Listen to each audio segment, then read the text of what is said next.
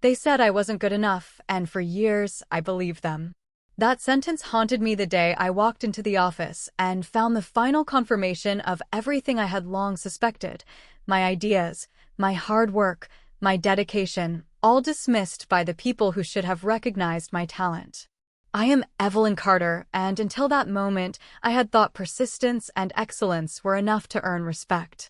But in the world I inhabited, the people who mattered didn't see skill or ambition, they saw weakness, and they exploited it. The villains in my story were Daniel and Vanessa Blackwood, the co-founders of Blackwood Enterprises, a prestigious family-owned business that had been in operation for over 3 decades. Daniel, the patriarch, was charming in public but ruthless in private, favoring traditional methods and people he considered safe. Vanessa, his daughter and the rising star of the company, was ambitious and cunning, often undermining anyone who threatened to outshine her. Both had dismissed me repeatedly, questioning my competence in meetings, mocking my proposals behind closed doors, and promoting colleagues with less experience over me. The relationship between us was complex, a mixture of mentorship and manipulation. I had started as an intern, eager to learn, only to realize that every compliment I received came with a subtle dagger. Every praise was immediately undercut by a critique designed to remind me of my place. I was determined to climb, but I was constantly reminded that my efforts would never be enough. Lucas and Claire, their inner circle of loyal protégés, would laugh quietly at my presentations, exchange glances that conveyed a single, shared thought: she'll never measure up. The world of Blackwood Enterprises was dazzling but cutthroat. The office tower glimmered in glass and steel, a symbol of success built on tradition, influence, and carefully guarded power. Meetings were battlegrounds. Decisions weren't collaborative but competitive. Every client, every deal, every report had an unspoken hierarchy. And in that hierarchy, I was invisible, someone who could be dismissed with a smile or a polite, condescending nod. The situation came to a head one rainy Thursday. I had worked for weeks on a high-stakes proposal for a lucrative partnership, convinced that my presentation would finally prove my worth. But Daniel and Vanessa, in a move that was both calculated and cruel, handed the lead opportunity to one of their protégés instead. My work was praised in private but utterly ignored in the public meeting, leaving me humiliated in front of clients, colleagues, and the board. As I left the conference room, water dripping from my coat, I felt a cold certainty settle in my chest. This wasn't just a professional slight. It was a signal, a warning, an unspoken declaration that I would never be allowed to rise within their world. And yet, in that instant of humiliation, a small, dangerous thought began to take shape. They think I'm not good enough. They've made a mistake. The days after the Blackwood meeting felt heavier than the storm that had lashed against the city that Thursday. I tried to shake off the humiliation, telling myself it was just one lost opportunity, but the truth was harder to ignore. The signs had been there all along, quietly eroding my confidence. In team meetings, Daniel would nod politely as I spoke, only to repeat my points as his own a few hours later. Vanessa smiled at my ideas in passing, then quietly praised Lucas or Claire for suggesting the same thing. Every compliment I received seemed paired with a subtle critique, an almost invisible reminder that I was not fully trusted or respected. The pattern was insidious, like a slow drip wearing away at stone, but unmistakable once you noticed it. Even outside work, the favoritism extended to lunches, invitations, and professional development. I would overhear colleagues joking about how Evelyn tries so hard, or she just doesn't get it, their laughter coated in amusement and superiority. Emails would vanish from my inbox, project assignments would be reassigned without explanation, and subtle misinformation was circulated, ensuring I looked unprepared in moments that mattered most. I couldn't prove malice yet, but my instincts screamed it was there. The emotional toll was more than just professional frustration. Nights were sleepless, my mind replaying every interaction, every smirk, every overlooked suggestion. I began to doubt myself. Was I really inadequate, or was something more sinister at play? The uncertainty gnawed at me, mixing shame and anger into a cocktail that left me physically drained.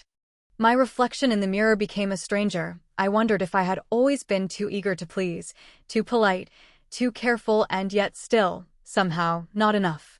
Then came a small, unsettling moment that broke through my attempts at rationalization. I was in the office late one evening, reviewing files for a client presentation, when I noticed an internal memo sent by Vanessa, addressed to Lucas and Claire but forwarded to a select few, describing a minor mistake I had made weeks ago. It was exaggerated, spun into something far more damaging than reality, and highlighted for their amusement. My name was written in bold, underlined, almost as if they were cataloging my failures. I closed the document slowly, heart hammering. The office was silent except for the faint hum of the computers and the distant traffic below. It was a reminder that my humiliation wasn't accidental, it was curated. The betrayal was real, deliberate, and ongoing, but I still couldn't see the full extent. As I stared out the floor-to-ceiling windows at the city lights shimmering like distant stars, a cold unease settled over me. The people I had trusted, or at least believed I could impress, were not just indifferent to my success. They were actively undermining it.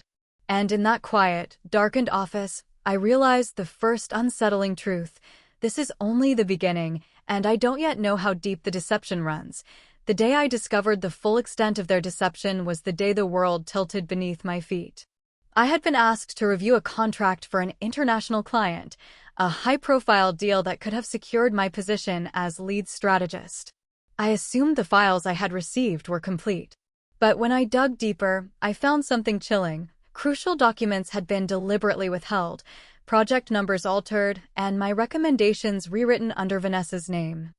Every achievement I had worked toward for months had been stolen, credited to her or to Lucas, leaving me looking incompetent in front of the board and clients alike. I sank into my chair, heart racing, the office suddenly feeling unbearably small. The betrayal wasn't subtle anymore, it was a calculated, professional erasure. Everything I had built with hard work and creativity had been quietly appropriated by the very people I had been told to trust. Shock was the first wave. Then disbelief. Then the searing heat of anger that made my hands tremble as I scrolled through email chains, project logs, and meeting minutes, all proof of what had been taken from me. The severity of their betrayal was staggering. This wasn't just a minor oversight or favoritism, it was career sabotage. They had manipulated clients, influenced board opinions, and twisted internal communications to ensure that I appeared unreliable and not good enough. My professional reputation, the foundation I had built from scratch, was in jeopardy. I realized that if left unchecked, it could destroy my career and tarnish every opportunity one had fought for. But it wasn't just professional. There was a personal sting to it, too. Every late night I spent perfecting presentations, every idea I had nurtured, every extra mile I had gone, as if it never mattered. Vanessa had smiled at me in meetings, even complimented me, all while systematically dismantling my credibility. Daniel, their father, had watched silently, knowing exactly what was happening, allowing it to continue without intervention. It was a family conspiracy against me, a betrayal rooted in pride, control, and envy. I felt a mixture of heartbreak and rage so intense it left me numb. The office lights blurred as tears pricked my eyes, and I found myself pacing the floor, replaying every interaction over the years. All those comments about being too inexperienced, too emotional, or not ready, they were not misguided criticism, but pieces of a puzzle designed to belittle me until I believed their lie, that I was not enough. And then it hit me. This wasn't the end. It was the catalyst. They had tried to crush me with words, diminish me with manipulation, and erase me from the legacy I was building. But in their arrogance, they had left evidence, and a spark of clarity ignited within me. I clenched my fists, heart pounding, as a single thought solidified in my mind. They think I'm not good enough, but they've made a mistake. And I will make them regret it. The days after uncovering Vanessa and Daniel's betrayal were some of the darkest I had ever known. I spent hours staring at my reflection, questioning every choice I had made, wondering if all my effort had been for nothing. Nights were sleepless, and mornings brought only the same gnawing sense of injustice. Every corner of Blackwood Enterprises seemed to whisper reminders of my exclusion, conference rooms where my proposals had been stolen, emails that had been rewritten under someone else's name, and office walls that had silently observed it all without intervention. And yet, amid the despair, something began to shift. It started small, an almost imperceptible spark of clarity. I realized that the very systems they had manipulated against me were still vulnerable. They had left traces, patterns, and evidence of their schemes. Vanessa's arrogance had led her to document her thefts openly, assuming no one would notice. Daniel's blind trust in her loyalty had left financial discrepancies waiting to be exposed. The betrayal that had seemed total suddenly revealed cracks, and I recognized the opportunity hiding within them. The trigger moment came unexpectedly. I was reviewing archived client reports and noticed a chain of emails where Vanessa had directly instructed Lucas to omit my contributions from major projects. It was the final proof I needed, not just of favoritism, but of deliberate sabotage. The realization hit me with a force I couldn't ignore. Everything they had done was documented. I held the evidence in my hands, a tangible roadmap to reclaiming what they had stolen. For the first time in weeks, anger transformed into focus. The raw emotional pain that had kept me paralyzed now fueled a cold, methodical clarity. I no longer saw myself as powerless. I saw leverage. Every late night, every underestimated proposal, every whispered, "She's not ready," became ammunition. The hero who had once doubted her worth was beginning to emerge, stronger, sharper, and deliberate. I began planning quietly. The strategy would be precise: collect the evidence, identify allies who could help me wield it, and expose the deception in a way that would leave no escape.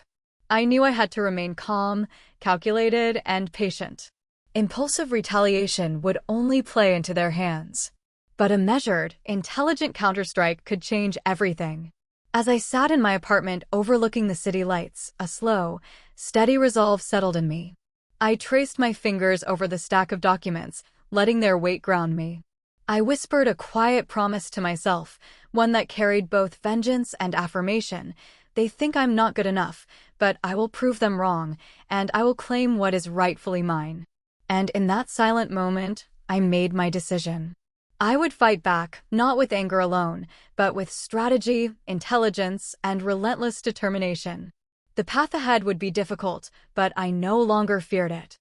The woman who had been underestimated, dismissed, and erased was awakening. And soon, they would see just how powerful that awakening could be. Revenge, I decided, would be engineered, not emotional. If they had used systems and signatures to erase me, I would use the same tools to prove it. I drew a map on a legal pad, collect irrefutable proof, recruit discreet allies, set bait that let their arrogance betray them, and then expose everything in a way that closed every escape hatch. Step 1: Evidence. I started with versions and timestamps. Marco, the quiet IT analyst nobody noticed, helped me recover deleted drafts and version histories from the project server. He pulled metadata showing edits made under Vanessa's name at times she was on record in other meetings. I exported email headers proving messages were forwarded and rewritten. Every altered document, every overwritten file, every missing attachment became a thread I could trace. Step 2: Financial and procedural audit. Jonah, a former compliance officer who had once clashed with Daniel over sloppy vendor vetting, agreed to run a discreet forensic review. He traced consultancy fees that lined up suspiciously with Vanessa's favored vendors, and he found reimbursements routed through shell invoices. It wasn't glamorous, just pages of numbers that, when connected, painted a clear pattern of deliberate favoritism and professional theft. Step 3: Allies. I didn't need an army, I needed the right witnesses. Priya, the investigative reporter I trusted, promised to hold the story until it was impossible to spin away. A generous, but betrayed client handed me copies of correspondence showing Vanessa presenting my strategies as her own.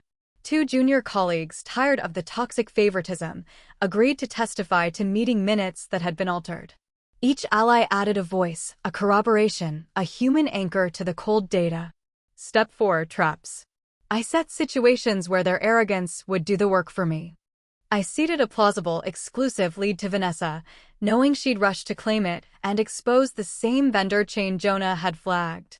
I scheduled a low-key demo that I would accidentally miss, baiting Daniel to repurpose my slides in front of clients, then capture the presentation feed and watermark the timestamps. I arranged for HR to audit a routine complaint that, if escalated, would trigger internal scrutiny right when the board's attention was near. Step 5. Sequencing the strike. Legal would freeze accounts and compel document disclosure. The board would receive airtight packets showing motive, method, and timeline. Priya would publish a piece tying names to actions once the legal measures were in place. The goal: simultaneous collapse of reputation, contracts, and authority, so there was no time to craft a believable counter-narrative. Through it all, Vanessa and Daniel paraded as usual, late lunches with clients, triumphant updates on internal channels, congratulatory selfies sent to the executive group. Their confidence was palpable, their smiles genuine. Their belief in their untouchability made the traps sharper. On the night before the strike, I sat alone in my apartment with the final encrypted file open on my laptop. The lawyer's freeze letter sat ready in a draft. Marco's copy of the recovered metadata blinked in a secure folder. Priya's inbox showed ready, a single unread message waiting for my signal.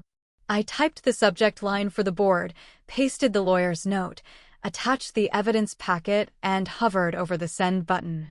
The room was silent except for the hum of the city. My finger trembled, not with fear, but with the electric focus of someone about to pull the last cord. Then my phone buzzed, Vanessa's name on the screen. She'd just scheduled a surprise team celebration at headquarters tomorrow, an audience that would include the very executives I needed watching. I swallowed, looked at the glowing send button, and hit it. The auditorium smelled of expensive perfume and pretension, the kind of room that cheered loud at other people's success. Vanessa stood at the podium, radiant, the kind of grin that had cost me months of credibility. Daniel sat in the front row, hands folded like a man waiting to accept an award. They were both poised to perform the finale of the story they'd written about me, invisible, irrelevant, unworthy. What they didn't know was that the finale had already been rewritten. I arrived 10 minutes late, deliberate, letting the applause for Vanessa swell and then falter when murmurs spread like wildfire. Priya's article hit the live feed. The first slide in the presentation looped, a headline, stark and immovable: Blackwood Enterprises, evidence of systematic sabotage and embezzlement. The room froze. Phones lifted. Faces turned toward screens. Vanessa's smile trembled. A lawyer I'd retained took the stage with a calmness that felt surgical. He outlined timelines, produced signed affidavits, and played reconstructed version histories of the very slides Vanessa had stolen. Jonah's voice, steady and unforgiving, described the money trail: vendors that had no staff, invoices that led to shell accounts, reimbursements routed like a maze to benefit Vanessa's circle. Marco's recovered metadata was shown on a projector, timestamps, and user IDs laid out like fingerprints. Vanessa reached for explanations. Chaos stuttered through her practiced charm. Daniel's face went white. He tried to interject, to drown the evidence in corporate platitudes, but the law had already moved. The lawyer read aloud the freeze order: key accounts suspended, immediate audit enforced, criminal referrals filed. Board members exchanged quick, nervous whispers. A phone in the second row buzzed. A trustee had already resigned. Outside, the scene became theater. Journalists who'd been briefed by Priya earlier packed the lobby. Social feeds exploded with clips of Vanessa's rehearsed lines juxtaposed with side-by-side proof. Sponsors pulled ads. Clients demanded emergency meetings. Where there had been standing invitations to dinners and speeches, suddenly there were terse withdrawal notes and urgent board requests. The financial system, often the last refuge for polished lies, began to bind them. The bank's compliance call came in live: multiple holds, suspicious activity flags triggered, automatic reporting to authorities. Vendors who had benefited quietly years ago issued statements of internal review. The family's carefully curated image, the one that had allowed them to gaslight my competence for years, shredded in a matter of hours. I stood at the back of that auditorium as the fabric of their control unraveled. Vanessa's colleagues, once her court, now looked like people abandoning ship. Lucas, pale and trembling, was escorted out by security after he tried to shout accusations that barely formed. Daniel seemed to shrink in size, no longer the patriarch but a man exposed. When the board convened, the vote was swift. Interim leadership appointed, an independent committee formed, immediate steps taken to restitute affected clients. By midnight, Vanessa and Daniel's titles had been suspended, accounts frozen, reputations in tatters. I didn't take the stage to gloat. Instead, I watched the board members, some who had ignored me for years, look at me with a new calculation in their eyes. Invitations I'd never received arrived in my inbox, offers to lead projects, proposals asking my counsel, requests to sit on committees I had been barred from. Weeks later, when the dust settled and the company's ownership was reorganized under legal and ethical oversight, the board offered me control of the division I had built by hand. It was more than a position, it was the legacy they'd tried to steal returned to its rightful steward. I walked into the old founder's office for the first time, the leather chair smelling of ink and history, and set my hand on the carved desk. In that quiet, I thought of the phrase they'd used to dismiss me. I smiled, not loudly, but with absolute certainty.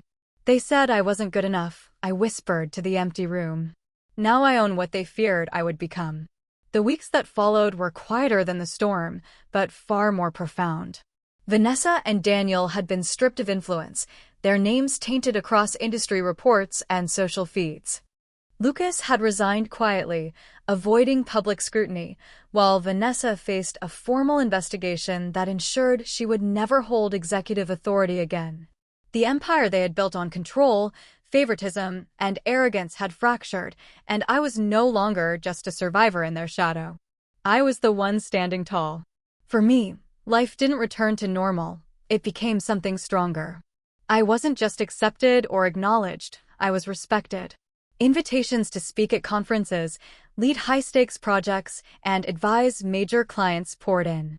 Colleagues who had doubted me before now approached with deference, not because I sought it, but because my results and the story of my triumph demanded it.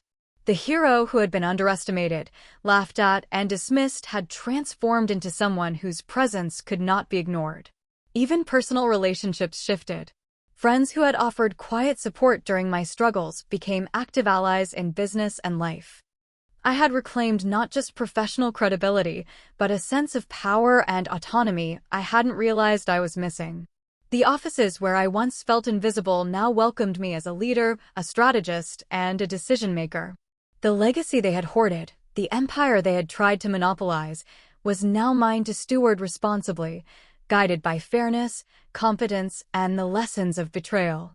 The poetic justice was undeniable.